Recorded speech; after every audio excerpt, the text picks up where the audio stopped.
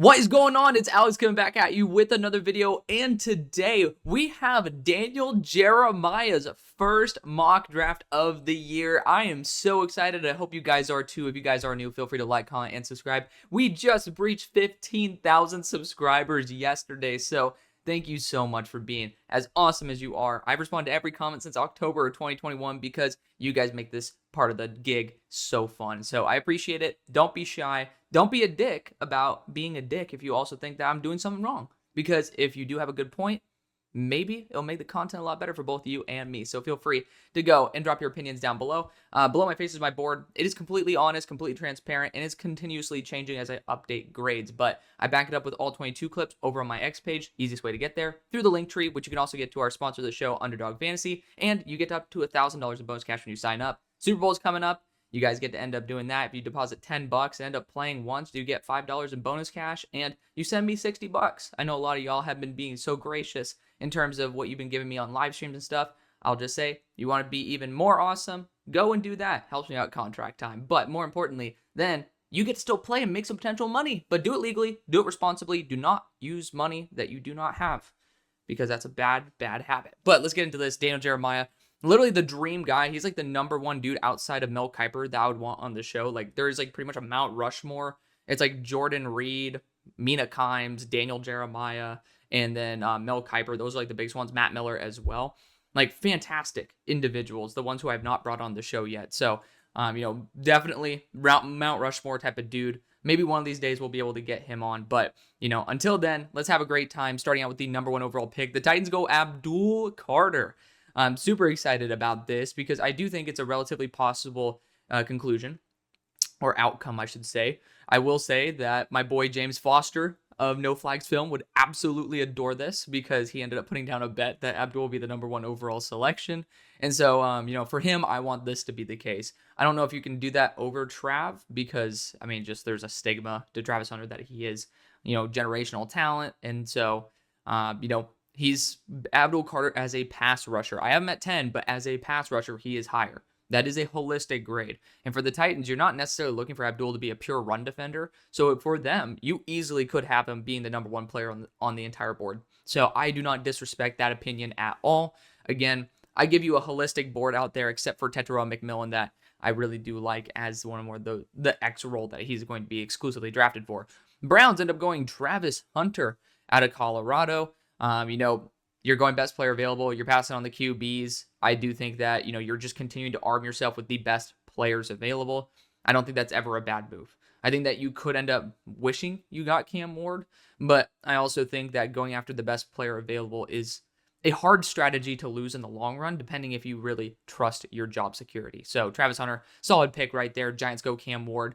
See, the thing is, with Cam Ward, I really don't want him to go to the Titans because I don't think Brian Callahan's the right coach for him. I think Brian Dable is the right coach for Cam Ward. I really, really, really like him. And especially in terms of that arm upside, you saw, again, we're going to quote the Josh Allen thing, which has been a little while ago at this point for Brian Dable, but he even brought Daniel Jones and that Giants team. Granted, they overachieved, but they still went to the playoffs. He ended up winning Coach of the Year, so he has it in him. Davis is a really, really good guy, and I think he could really work with Cam Ward's skill set. You already have your #1 weapon there, Malik Neighbors. Like, this is the team for Cam Ward. I dream for this to be where Cam Ward goes because it will be the best spot for him to learn, grow, and also perform.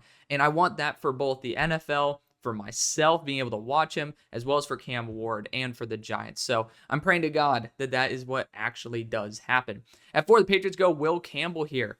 And he's a safe player. That's exactly the case. And with the Patriots, sometimes you just want to get a good player. That is what Will Campbell will be. He is a solid offensive tackle. I am not going to be someone to crap on him for that. I do have my concerns. He is going to be a little bit lower on my board than probably most other people. But it's probably because, solid, safe players don't necessarily grade as well as some of the guys who have a little bit more spunk to them in terms of what I'm looking for. But Will Campbell is a solid player. If the Patriots do this, I will think they reached.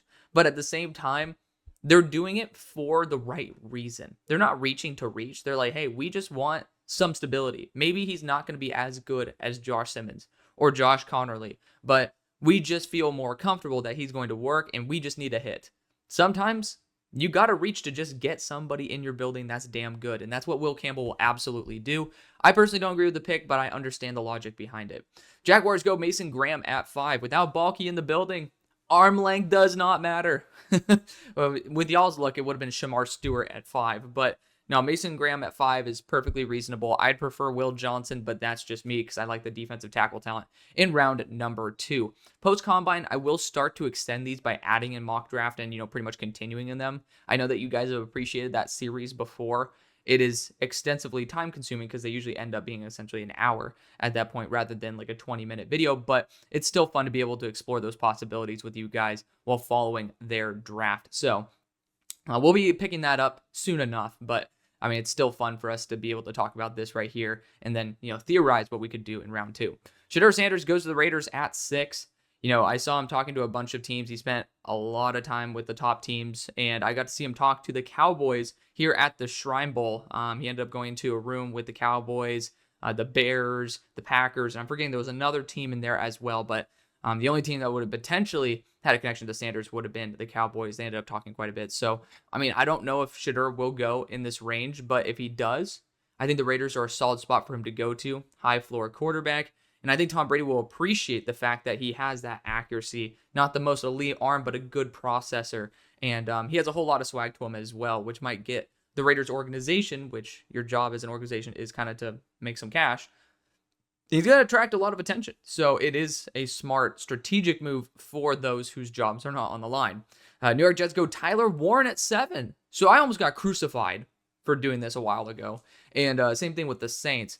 It's very intriguing to see that, arguably the best mind in the entire draft, because I love DJ to death. It's him, Mel Kiper. Like, these guys will have their balls on the table and say, this is that's a horrible image. But they're basically saying, I will put my opinion and stamp my flag in the ground and say, these players are my players. I'm going to put them here. So I respect that. I've taken Tyler Warren to the Jets at 7 before. I think he's a special kind of talent. Right now, he is at 19 overall on my board, but that also includes a lot of players that I have noticeably higher than the consensus. So if you're looking at a more realistic board, then I absolutely believe that, Tyler Warren could be in that 12 range, and that would be insane. But, I mean, I think that at 7, it's a little bit of a reach, but at the same time, you're getting yourself a super weapon there in Tyler Warren that not many players in this class can come close to replicating. At number 8, we got the Panthers going Tetairoa McMillan.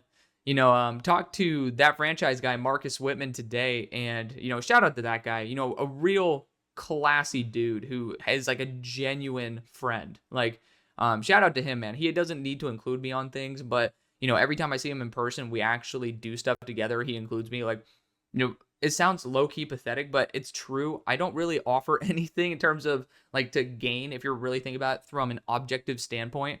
And, he treats me extremely well. He's a classy dude. He's the reason I started YouTube in the first place. So it's great to have a friend like him. Also, like, Broshmo, shout out to him as well. I mean, like, quality dudes. And that's probably, like, besides talking with you guys, probably the best thing that's ever come out of this show. Like, the money, it is what it is, but it really is actually this relationship. So thank you guys for that. But regardless, long tangent, we're back. Let's digress. But let's talk about Tetairoa McMillan. He ended up talking about him as a longer-bodied Justin Jefferson, which is very intriguing. I don't know if I'm there just yet on him. I don't think I'm going to get that close, but I really think he's a difference-making type of weapon. I had him going to the Jaguars to go in Liam Cohen's offense and essentially be the Mike Evans for that role, which would be very intriguing. But the Panthers can get a sure-handed dude here, McMillan, who is a freaky, unique build. Then we got the Saints going Mykel Williams, the ghost of Dennis Allen, coming in selecting a project freak edge. But I was even over, I mean, you guys are going to hear all of these Shrine stories because I came from it today. But like, I ended up overhearing my buddy, friend of the show, Mike Renner, ended up saying that he has Mykel at number 6 overall on his board. And, I do think this is a very realistic range for him to go. I'm going to be pushing him back up into this range. The Saints need to go after high-level edge talent anyways, and Mykel can continue learning from Cam Jordan. I think it is, outside of the Dennis Allen thing, a very solid move for the organization. Bears go Tyler Booker at 10. He is probably the safest pick, and I am so happy to see him go high. I crucially underappreciate Tyler Booker in my mock drafts. I don't on my board. I mean, you see it. He's number 11. He is above the likes of Jalen Walker and Mason Graham and Tetairoa. But at the same time, like, I just let him slip, and I really shouldn't, I don't think. And Tyler Booker's going to be an elite guard, man. He is a fantastic player. Even while knocked down multiple points for positional value, Tyler Booker is still a top 15 player in my book. So it's incredible. I love Tyler Booker. If the Bears get him, yeah, there's no real true upside for him to be a tackle. But sometimes you just want to get someone to fill the role you're actually looking to fill, right? Like, sometimes you don't got to play silly games. Like, I try to big brain shit all the time. Sometimes you don't need to big brain it. Sometimes just save those brain cells for when you actually have to make a tougher decision. If you have almost, it's very, very bad juju to say this, almost a guaranteed prospect to have success in Tyler Booker, sometimes the relief is worth the selection, like I was talking about with Will Campbell earlier. At 11, we got the Niners going Armand Membu, and he'd be a fantastic interior offensive lineman. And I love this comp right here. That is a fantastic, I'm stealing that. Elijah Vera Tucker, that is a really good comp. Like, tackle to guard hybrid, but also if in dire situation could absolutely fill in a tackle and perform. I really like that. He's mobile, he's powerful. I have him slightly lower than this. I have him around that 40 range on my board, but I still think the athletic upside is ridiculous. If you're looking at him in terms of the fit for the 49ers, 100% agree.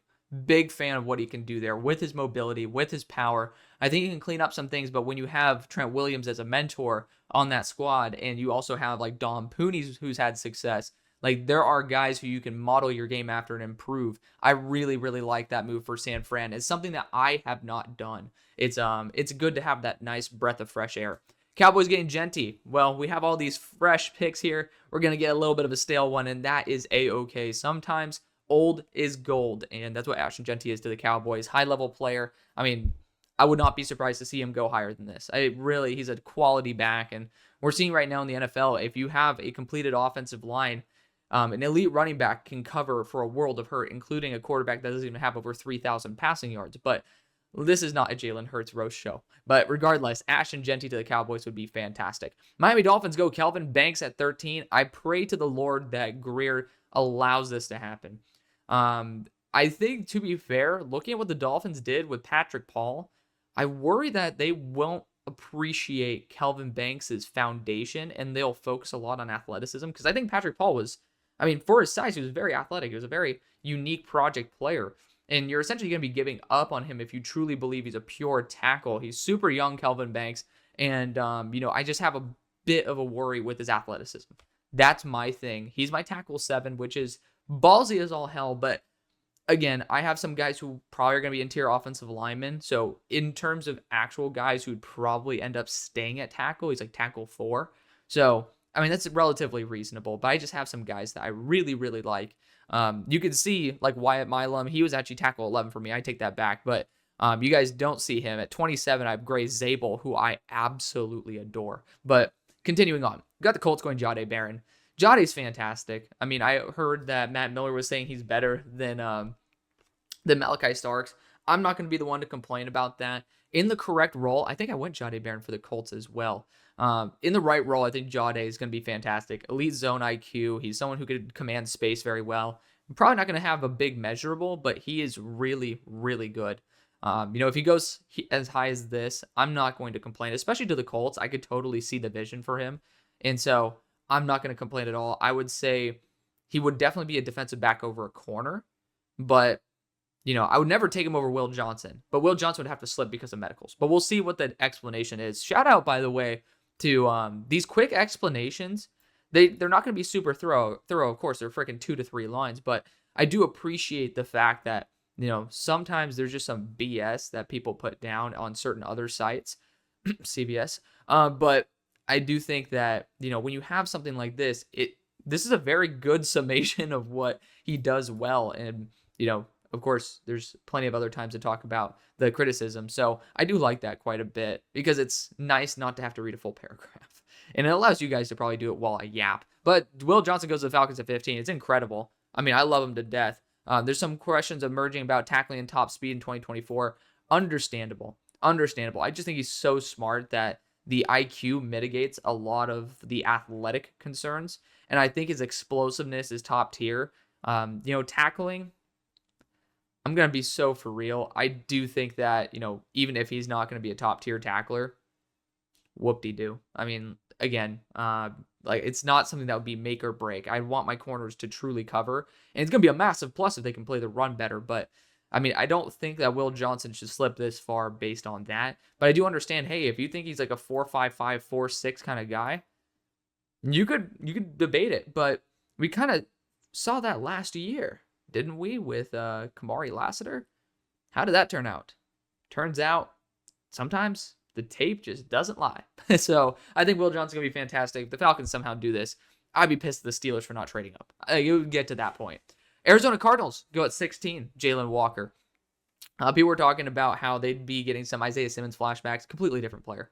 I mean, we're talking about a polished-ass linebacker who could take some edge reps as well, which I think works really well based on the talent that you already have on the roster. I think Gannon would absolutely love Walker, but you know, he definitely is someone you could use as a Swiss Army knife, and not in the way that it's like all potential at both those positions. Like, he's a polished linebacker who is a pretty damn solid edge rusher. It's not like again, Isaiah Simmons was a freak athlete who was dynamic at a multitude of positions, but I personally didn't think he was polished enough. By the way, guys, if you guys are wondering what jersey I'm wearing, I should have done this sooner. This is a Kyler Murray. There you go. Kyler Murray jersey. I love being able to wear these college jerseys, man. But it got me thinking because, I mean, like, hell, I'm wearing this. It's Kyler Murray times the Cardinals. So there you go. You guys are wondering what I'm wearing. There you go. But I do think Jalen Walker's a solid pick for the Cardinals. I think the better pick, in my opinion, would be James Pierce, but that's because I am a James Pierce super freak. Then we have the Cincinnati Bengals going Walter Nolan at 17.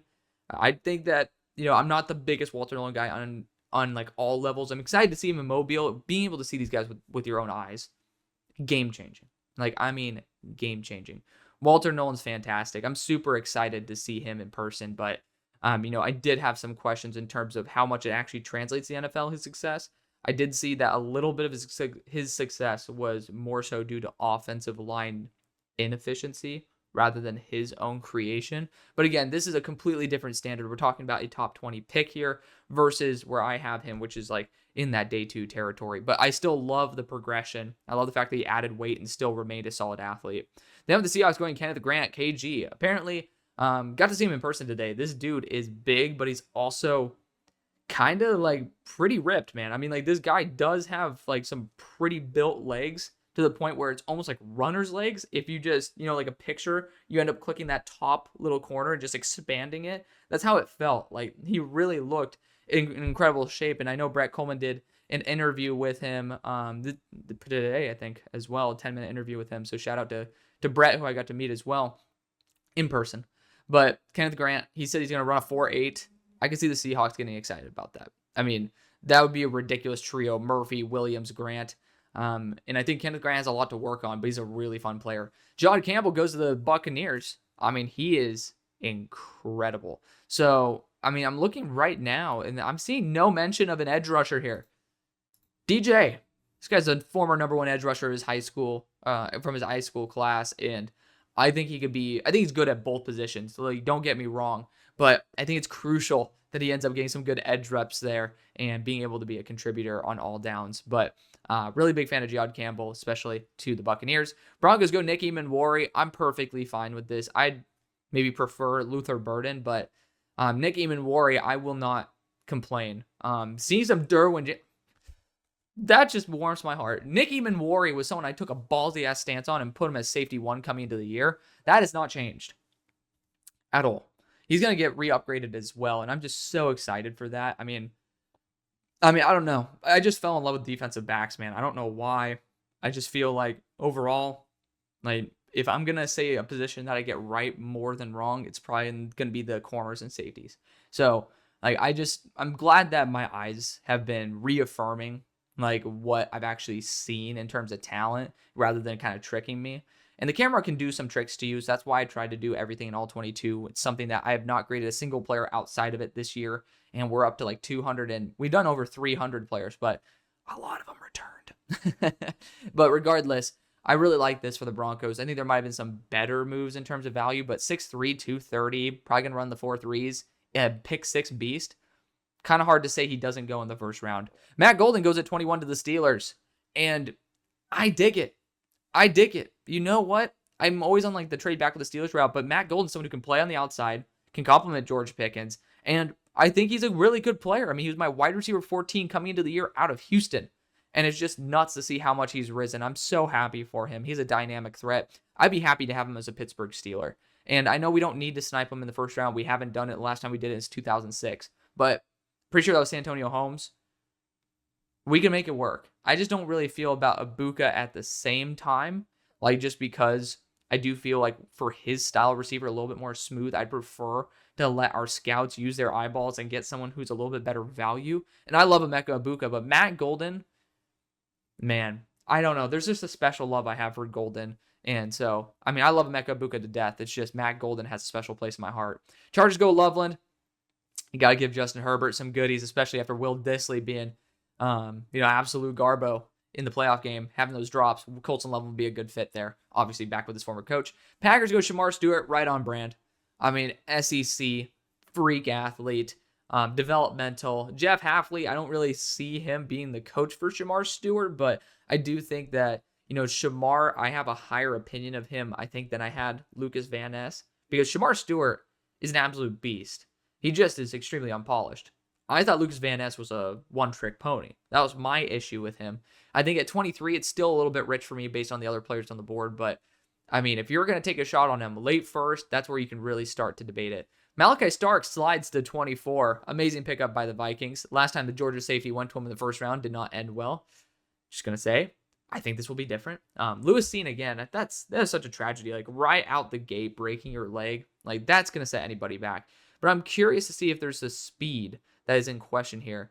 He didn't make as many plays as we're accustomed to seeing, but people at Georgia rage about his intangibles, leadership, and work ethic. He has versatility to play over the top or in the slot. Defensive back is not regraded, but currently, based on his grade from early season, he's 77.5. I said he's an overall really solid player, is a limited athlete, and I think that limited athleticism showed up when he ended up being pretty much cooked by my now Steelers, Matt Golden. So I do think there's a reason for that. I don't think he should be playing primarily in slot. I'd worry that for the Vikings, based on the multiple corners, dipping, and there's some good rotation there. I think Malachi Starks might be relegated to that role early on. So fingers crossed, would not end up stunting his growth, but sometimes you just got to go BPA. Texans go Luther Burden over Emeka Ibuka. I think it's a fine move. I'm just surprised that you wouldn't go for the cultural fit, air quotes, the locker room vibe of having Emeka Ibuka back with CJ Stroud. But Luther Burden would be a great pick for the Texans. Offensive line or wide receiver is the right move. Rams go Josh Connerly. Y'all see where Connerly is on my board.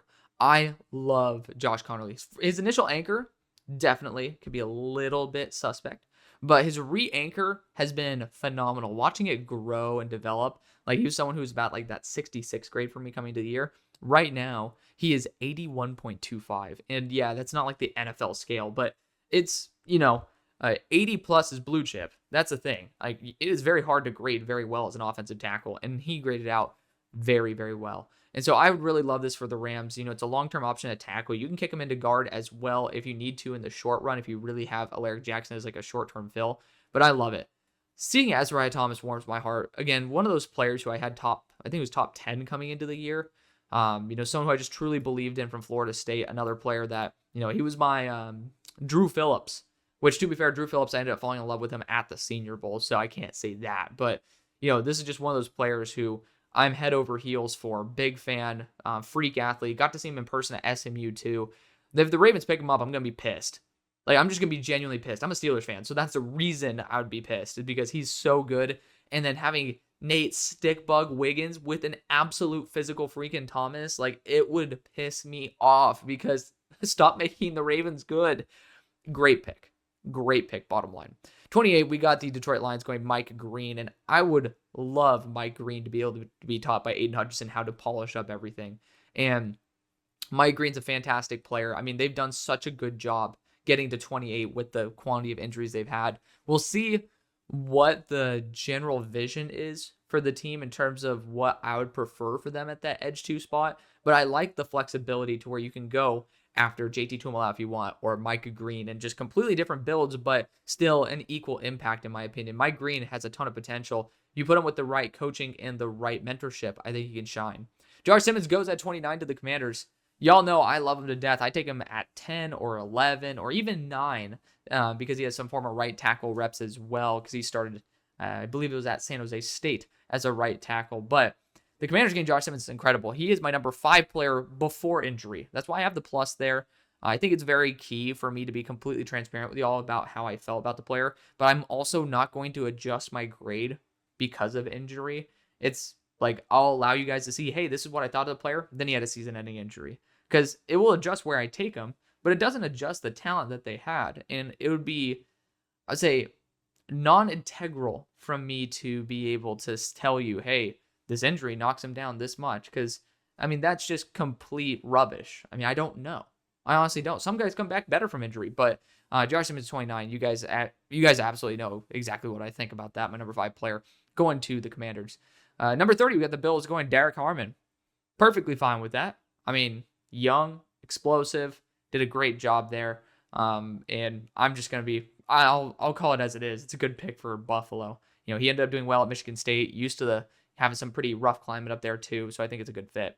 TJ Sanders goes to the Eagles. I ended up doing that in round 2 of my last mock draft. Big fan of TJ Sanders. Didn't think he would go in the first, but I'm not going to complain if he does. I would be shocked to see James Pierce be passed on for TJ Sanders, but let's ignore that for the time being. It's a good fit. You're replacing Milton Williams, and if you do bring back Josh Sweat, I think there's a lack of urgency at that edge rusher position with, Huff and Hunt both, developing and getting into their roles in their second years. So could be possible. I will say I would not necessarily put him over James Pierce, though. You guys see why, and it's okay. Everybody has their differing opinions, and some guys really do care about like the size. 243, it can scare people. So there's no doubt elite speed and production. He's a really, really fun player. Versus Ohio State, I thought he looked like he was having an undisclosed injury. Did not look himself, but looking at every other game from him this year, this dude was absolute lights out. So it really just depends how much can you put stock in his size. And if he does have that like legit concern where it's like, hey, don't think he's physical enough, then yeah, don't take him. But I personally feel comfortable if I'm sitting in the GM spot, which I'm not. And you know what? I haven't been doing this long enough to have earned said spot, but that's why we're on this journey together. And hopefully in 5-10 years, we can end up continuing this, and opportunities may arise, and who knows, we can start talking about going to some big league stuff within the future. But for the time being, all we can do is sit and yap and criticize like the media that we are, but we can also appreciate them as well. But I appreciate you for being able to stick around and join the community. Love you guys to be part of the family. Thank you so much. Love you. See you on the far side. Peace.